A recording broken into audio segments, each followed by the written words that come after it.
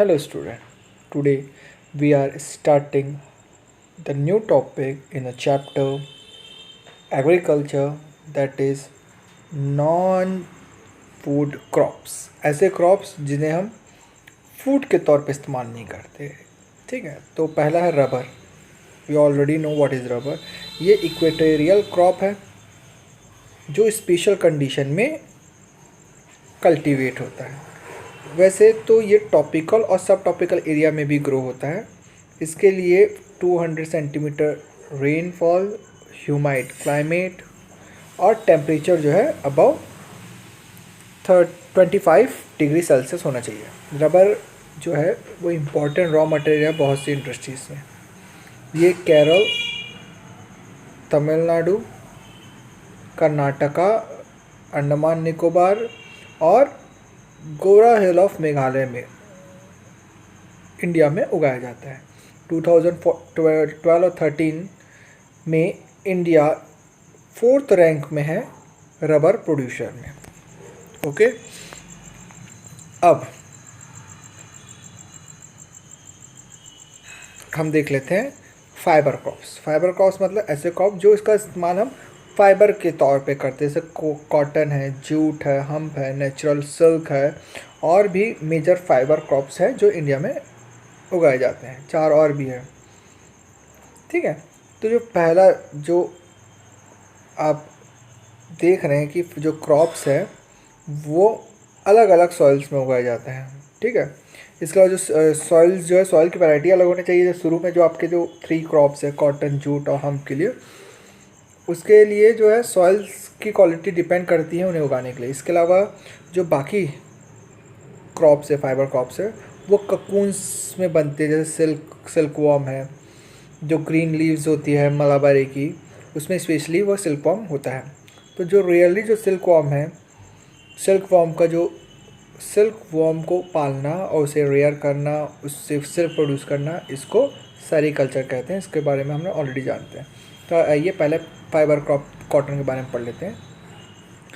Cotton जो है वो इंडिया में ही ओरिजिनली डिराइव हुआ है। वो इंडिया का ही क्रॉप माना जाता है और इंडिया से बाकी देशों में कॉटन गया है। ये रॉ मटेरियल है टेक्सटाइल इंडस्ट्रीज़ का।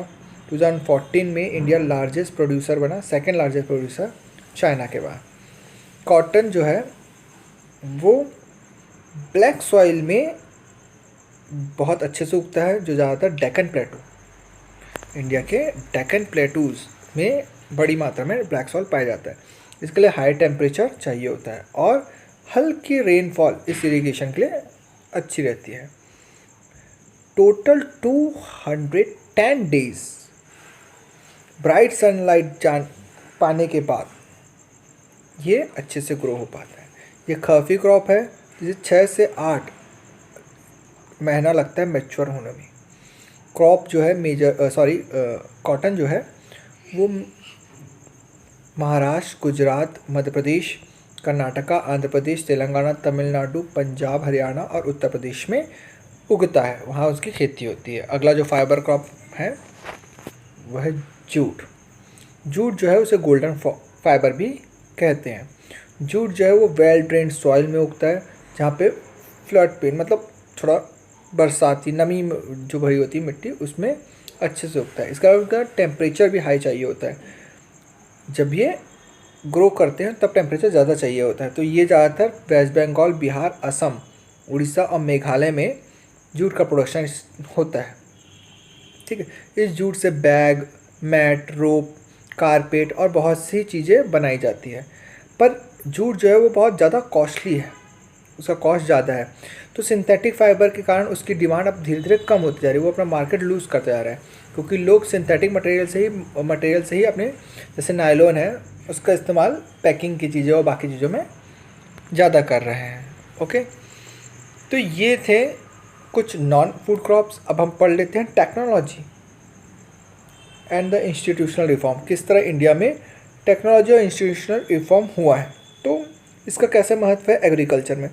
तो एग्रीकल्चर जो है वो इंडिया में कई सालों से कई हज़ारों सालों से प्रैक्टिस हो रहा है।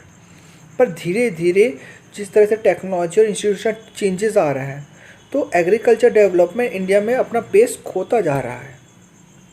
ओके, तो ये जो है फार्मिंग इंडिया में बड़ी मात्रा में इंडिया में फार्मिंग होती है, और आज भी इंडिया में इरिगेशन मेथड रिसोर्सेज का इस्तेमाल कम होता है, और बहुत से फार्मर वो मानसून पे डिपेंड करते हैं ताकि वो एग्रीकल्चर कर सके। इसके अलावा इंडिया की पॉपुलेशन भी एक बहुत बड़ा चैलेंज है इंडिया में एग्रीकल्चर के लिए, क्योंकि इंडिया में ठीक है एग्रीकल्चर जो है वो 60% से ज़्यादा लोगों के लाइवहुड को प्रभावित करता है। कुछ serious technical and institutional reform बहुत ज़्यादा ज़रूरी है इंडिया में ताकि एग्रीकल्चर को प्रमोट किया जा सके।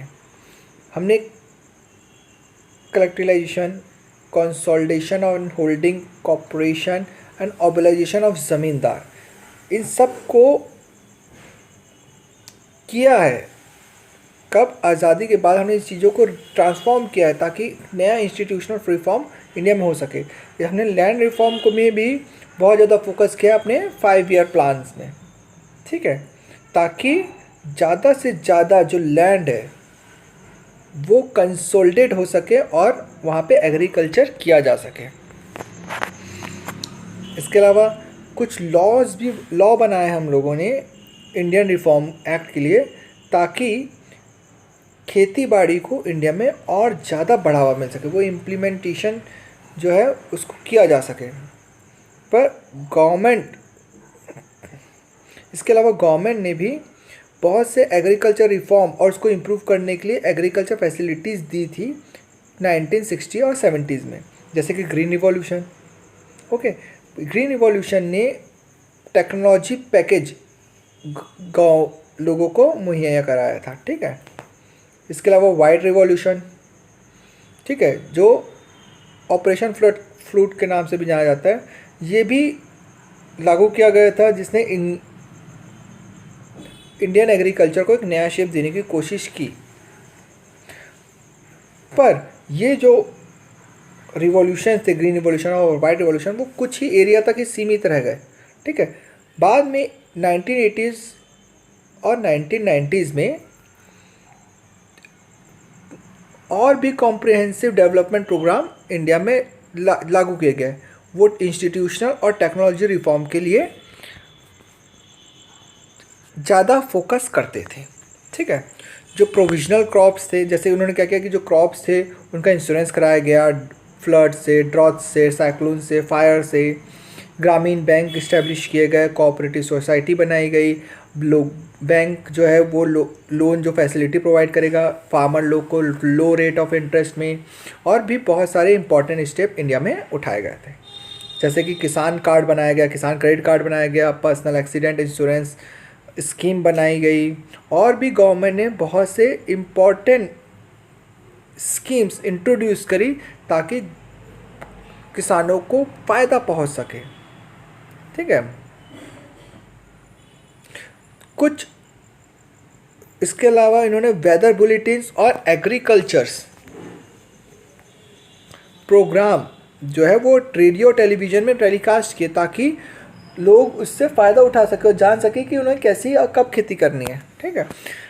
इसके अलावा गवर्नमेंट ने मिनिमम सपोर्ट प्राइस भी अनाउंस किया, ठीक है, ताकि किसानों को प्रॉपर रिम्यूनरेशन मिल सके।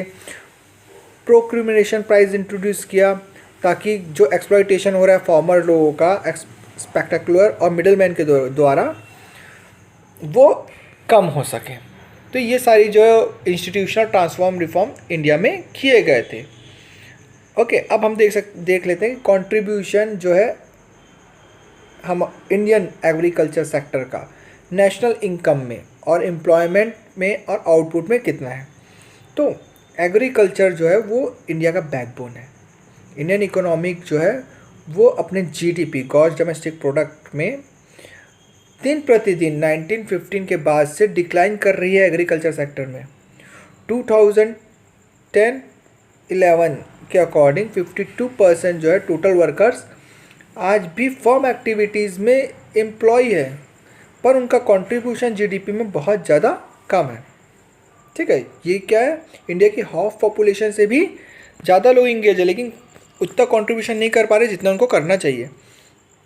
ठीक है, इसके किसमें, जीडीपी में, जो कि एक सीरियस मैटर है कि एग्रीकल्चर में ज़्यादा लोग इंगेज होने के बावजूद भी वो जीडीपी में उतना शेयर नहीं दे पा रहे हैं जितना उन्हें देना चाहिए। ओके, इसके अलावा considering the importance of agriculture in India, government of India made concerned effort to modernize agriculture। तो हमने देखा कि मॉडर्न इंडिया में एग्रीकल्चर को मॉडर्नाइज करने के लिए कितने तरीके गवर्नमेंट ने करे हैं। इसके अलावा उन्होंने council of agriculture and research को इस्टेब्लिश किया, Indian council of agriculture ICAR को इस्टेब्लिश किया है। एग्रीकल्चर यूनिवर्सिटी इस्टेब्लिश करी, veterinary services, animal breeding, horticulture, research and development of field, metrological, forest, weather forecast, ये सारी चीज़ों को डेवलप किया है ताकि इंडिया में एग्रीकल्चर को अच्छे तरीके से मॉडर्नाइज किया जा सके। ठीक है, इसके अलावा रूरल इंफ्रास्ट्रक्चर और बाकी एसेंशियल चीज़ों पे भी गवर्नमेंट ध्यान दे रही है।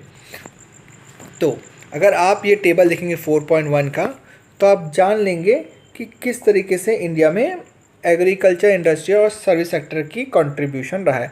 वो दिन प्रतिदिन डिक्लाइन होते जा रहा है, लेकिन हाँ बढ़ता है पर उतने पैमाने में नहीं बढ़ा जितना बढ़ना चाहिए। तो हमने जो ये टेबल देखा जीडीपी का, उसमें हम देख रहे हैं कि उतना सफिशिएंट अपॉर्चुनिटी नहीं दे पा रहा है। एम्प्लॉयमेंट तो है ही एग्रीकल्चर में, पर वो उतना ग्रोथ रेट नहीं है एग्रीकल्चर में जितना होना चाहिए। ठीक है, ये इंडियन फार्मर के लिए एक बहुत बड़ी चैलेंज है। इंटरनेशनल कंजम्पशन जो है वो दिन ब दिन रिड्यूस होते जा रहा है। पब्लिक इन्वेस्टमेंट भी एग्रीकल्चर सेक्टर में नहीं होता। लोग एग्रीकल्चर सेक्टर में उतना इन्वेस्ट नहीं करते जितना करना चाहिए। गवर्नमेंट सब्सिडीज तो देती है फर्टिलाइज़र पे, पर उसके कारण जो है वो कॉस्ट जो है प्रोडक्शन का वो नहीं बढ़ा पा रही है। इसके अलावा जो इम्पोर्ट ड्यूटीज़ है उसके कारण भी, जो एग्रीकल्चर प्रोडक्ट्स है उसकी इम्पोर्ट ड्यूटीज़ के कारण भी इंडिया में डिक्लाइन हुआ है एग्रीकल्चर। ठीक है, फार्मर जो है वो जो ज़्यादा इन्वेस्टमेंट करते नहीं और जो इन्वेस्टमेंट है वो भी विड्रॉ कर रहे हैं, जिसके कारण इंडियन एग्रीकल्चर धीरे धीरे कम पतन की तरफ आ रहा है, उसका डाउनफॉल होते जा रहा है। Okay student, impact of globalization on agriculture. Okay, globalization एक इम्पॉर्टेंट फिनोमिना है और एक कोई नया फिनोमिना नहीं है इंडियन कल्चर के लिए। कॉलोनाइजेशन के समय भी ग्लोबलाइजेशन इंडिया में था। 19वीं सेंचुरी में जो यूरोपियन ट्रेडर थे वे इंडिया व्यापार करने ही आए थे। इंडिया की जो स्पाइसेस है वो वर्ल्ड की डिफरेंट कंट्री में उनकी डिमांड बहुत ज़्यादा थी। साउथ इंडिया के फार्मर इसी चीज़ से इंकरेज होकर के उन्होंने स्पाइसेस को और ज़्यादा ग्रो करने के लिए प्रोत्साहित किया। आज भी इंडिया में ऐसे बहुत से इम्पॉर्टेंट आइटम हैं जो एक्सपोर्ट होते हैं। ओके, ब्रिटिश रूल के समय इंडिया को कॉटन बेल्ट के नाम जाना जाता है, क्योंकि मैंने आपको बताया कॉटन पढ़ाते समय कि कॉटन जो क्रॉप है वो इंडिया का ही क्रॉप था जो वर्ल्ड में गया। कॉटन जो है वो इंडिया में उगाया जाता और उसे as a raw material export किया जाता ब्रिटेन में ब्रिटेन की टेक्सटाइल इंडस्ट्रीज़ में। ओके, तो जो कॉटन टेक्सटाइल इंडस्ट्रीज़ थी आज ब्रिटेन की, आपने जैसे नाम सुना होगा मैनचेस्टर एंड लिवरपूल, वो आज इंडिया के ही रॉ मटेरियल, इंडिया के जो रॉ मटेरियल था मतलब कॉटन, उसी से फ्लोरिश्ड हुई है। और इंडिया जैसी गुड कॉटन क्वालिटी आज भी वर्ल्ड में नहीं मिलती। आपने चंपारण मूवमेंट के बारे में पढ़ा होगा हिस्ट्री में। ठीक है, तो इसमें फार्मर लोगों को उनके रीजन में मतलब उनके एरिया में फोर्स किया गया कि वे इंडिगो उगाए। इंडिगो मतलब नील की खेती करें, ताकि ब्रिटेन की जो टेक्सटाइल इंडस्ट्रीज़ है उनकी ज़रूरत को पूरा किया जा सके। ठीक है, नील जो होता है कपड़ा रंगने के काम आता है, तो उनकी डिमांड बहुत ज़्यादा थी। तो ऐसे में नील की जो खेती थी उसको करने के कारण वहाँ के जो फार्मर्स थे वो अपना जो फूड ग्रेन था वो उगाने में असमर्थ हो गए थे। पर ग्लोबलाइजेशन जो 1990s में आया, फार्मर लोगों को अब एक नया चैलेंज फेस करना पड़ रहा है, खासकर इंडियन फार्मर को। ठीक है, हमारे पास बहुत से इम्पोर्टेंट क्रॉप्स हैं जैसे कि rice, cotton, rubber, T, jute, spices है, पर फिर भी हम डेवलप कंट्री के साथ कंपीट नहीं कर पा रहे हैं।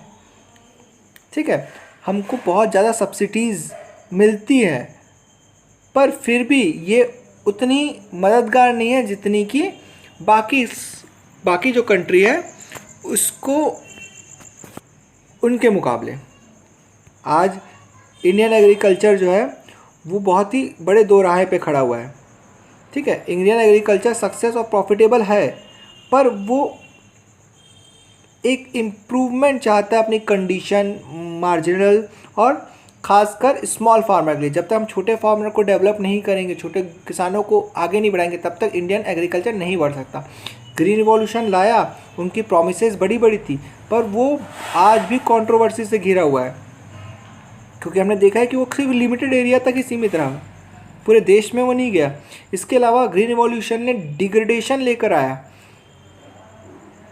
क्योंकि ओवर यूज़ ऑफ केमिकल के कारण बायोडाइवर्सिटी खतरे में आ गई। ठीक है, और जो सॉइल है वो अपनी फर्टिलिटी खोता गया। अब जो नया की वर्ड है वो है जेनी रिवॉल्यूशन, जिसे हम जेनेटिक इंजीनियरिंग भी कह सकते हैं। ओके, जिसके तहत लोग ऑर्गेनिक फार्मिंग की तरफ आगे बढ़ रहे हैं। ठीक है, ये बिना केमिकल फर्टिलाइज़र के किया जाता है। इसमें ये इको फ्रेंडली भी है और इसका कोई भी निगेटिव मैनर या इफ़ेक्ट नहीं होता इन्वायरमेंट पे। ओके, तो आज भी बहुत से इकोनॉमिक्स ये सोचते हैं कि इंडियन फार्मर जो है उनका फ्यूचर सिक्योर नहीं है। ठीक है, फूड जो ग्रेन है वो छोटे छोटे एरिया में बटे हुए हैं, मतलब छोटे एरिया में उनकी खेती होती है, जिसके कारण बहुत ज़्यादा दिक्कतें आ रही है। पॉपुलेशन जिस हिसाब से इंडिया का बढ़ रहा है, अगर 250 मिलियन क्रॉप को खाने के लिए हमारे पास 833 मिलियन पॉपुलेशन है, जो कि बहुत ही अनइक्वल रेशियो है। एवरेज जो खेती होनी चाहिए उतनी खेती इंडिया में नहीं हो पा रही है। ओके, तो इंडियन जो फार्मर है उनको अपना क्रॉपिंग पैटर्न बदलना होगा, उनको हाई वैल्यू क्रॉप्स में जाना होगा। ठीक है, ऐसे क्रॉप्स उगाने होंगे जिनकी डिमांड ज़्यादा है वर्ल्ड मार्केट में। इसके अलावा उन्हें fruits, medical herbs, flower, vegetable, biodiesel crop like jatropha और जोजोबा। ठीक है, ये ऐसे है क्रॉप्स है जिनमें इरिगेशन कम लगता है और इसकी डिमांड ज़्यादा है। राइस शुगर जो है, राइस शुगर के मुकाबले इरिगेशन प्रोसेस बहुत ज़्यादा कम लगता है, कम पानियों में, कम फर्टिलाइज़र में ये खेती हो सकती है और इसकी डिमांड भी वर्ल्ड मार्केट में ज़्यादा है। इंडिया एक डाइवर्स क्लाइमेट से भरा हुआ है और ये अगर अपनी खेती बाड़ी पे ज़्यादा ध्यान दे तो ये हाई वैल्यू क्रॉप्स को उगा करके वर्ल्ड लीडर एग्रीकल्चर में बन सकता है। होप स्टूडेंट आपको ये चैप्टर अच्छे समझ में आया होगा। अगर आपको कोई डाउट है तो आप नीचे कमेंट सेक्शन में मुझसे वो पूछ सकते हैं। Thank you.